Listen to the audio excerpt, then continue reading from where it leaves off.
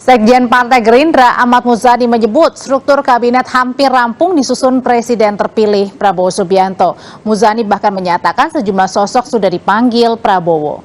Ahmad Muzani menyatakan Presiden terpilih Prabowo Subianto sudah menyusun nomenklatur kabinet. Bahkan beberapa sosok sudah dipanggil Prabowo.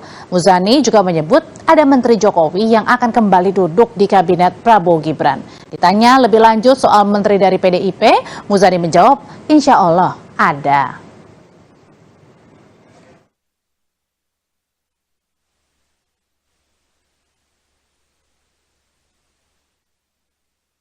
Nomenklatur sudah mulai disusun dan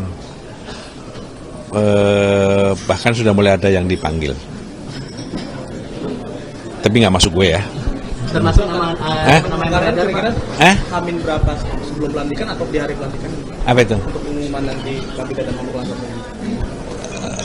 Rencananya mungkin saya tidak tahu. Nanti akan tunggulah. Pokoknya 20 dilantik, mungkin 21 ya barangkali akan diumumkan. Menteri-menteri Pak Jokowi ada yang dipakai lagi? Setahu saya ada. Dari PDI Perjuangan.